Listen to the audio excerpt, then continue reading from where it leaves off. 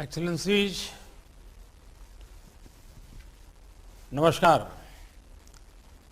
सबसे पहले मैं राष्ट्रपति रहमोन को एससीओ काउंसिल की सफल अध्यक्षता के लिए बधाई देता हूं। ताजिक प्रेसिडेंसी ने चुनौतीपूर्ण वैश्विक और क्षेत्रीय माहौल में इस संगठन का कुशलता से संचालन किया है।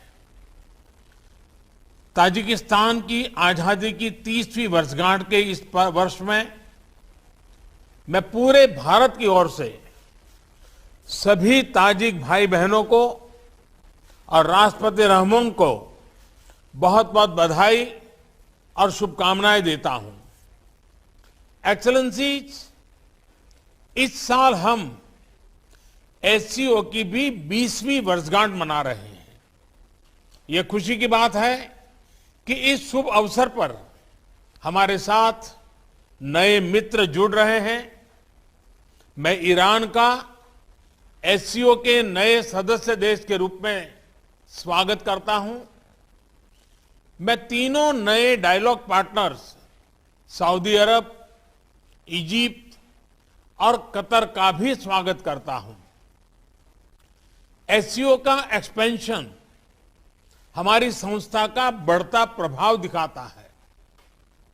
नए मेंबर और डायलॉग पार्टनर से एससीओ भी और मजबूत और क्रेडिबल बनेगा।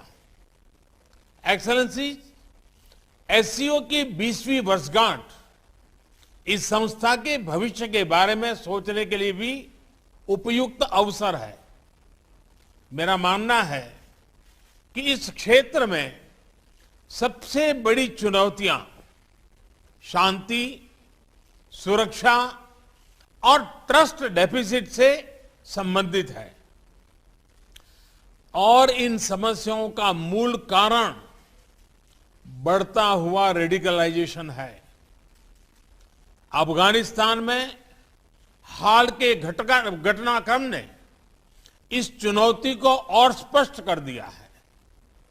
इस मुद्दे पर एससीओ को पहल लेकर कार्य करना चाहिए। यदि हम इतिहास पर नजर डालें तो पाएंगे कि मध्य एशिया का क्षेत्र मॉडरेट और प्रोग्रेसिव कल्चर और वैल्यूज का एक प्रकार से गढ़ रहा है, किला रहा है। सूफीवाद जैसी परंपराएं यहां सदियों से पनपी और पूरे क्षेत्र और विश्व में फैली। इनकी छवि हम आज भी इस क्षेत्र की सांस्कृतिक विरासत में देख सकते हैं।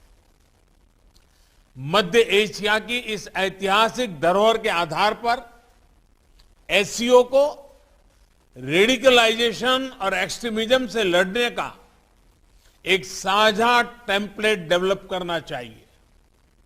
भारत में और एससीओ के लगभग सभी देशों में इस्लाम से जुड़ी मॉडरेट, टॉलरेंट और इंक्लूसिव संस्थाएं और परंपराएं हैं।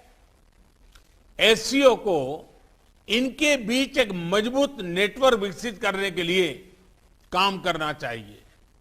इस संदर्भ में मैं एससीओ के रैट्स मैकेनिज्म द्वारा किए जा रहे उपयोगी कार्य की प्रशंसा करता हूं। भारत ने एससीओ रैट्स की अपनी अध्यक्षता के दौरान जो कैलेंडर ऑफ एक्टिविटीज प्रस्तावित की है, उन पर हमें सभी एससीओ पार्टनर्स के सक्रिय सहयोग की अपेक्षा है।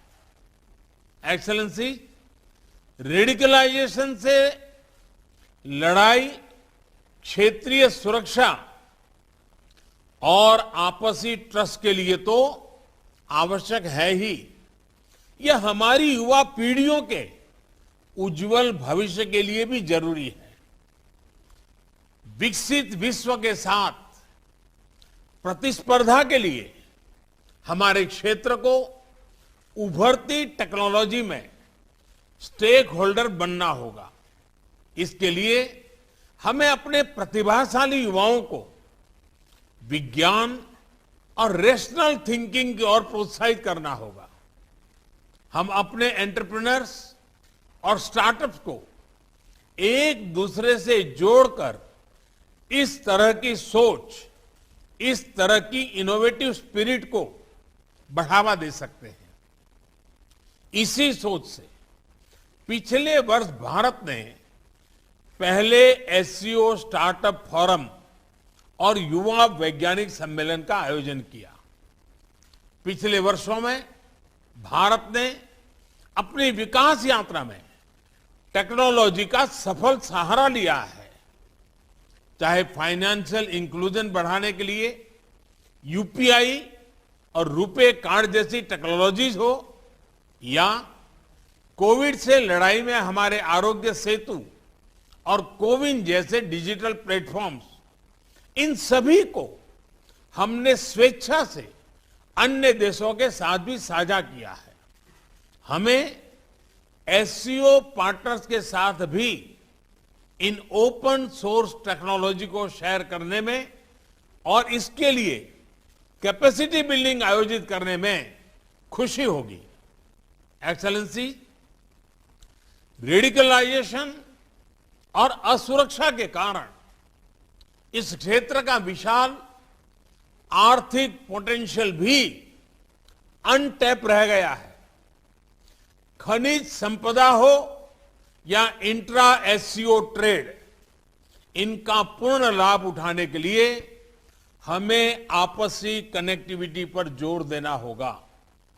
इतिहास में सेंट्रल एशिया की भूमिका प्रमुख क्षेत्रीय बाजारों के बीच एक कनेक्टिविटी ब्रिज की रही है। यही इस क्षेत्र की समृद्धि का भी आधार था। भारत सेंट्रल एशिया के साथ अपनी कनेक्टिविटी बढ़ाने के लिए प्रतिबद्ध है।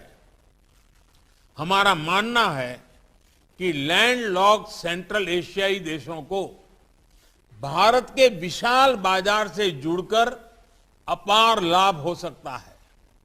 दुर्भाग्यवश आज कनेक्टिविटी के कई विकल्प उनके लिए खुले नहीं हैं। ईरान के चाबाहर पोर्ट में हमारा निवेश और इंटरनेशनल नॉर्थ साउथ कॉरिडोर के प्रति हमारा प्रयास इसी वास्तविकता से प्रेरित है।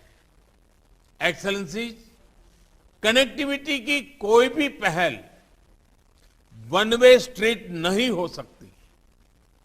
आपसी ट्रस्ट सुनिश्चित करने के लिए कनेक्टिविटी प्रोजेक्ट को कंसल्टेटिव, पारदर्शी और पार्टिसिपेटरी होना चाहिए।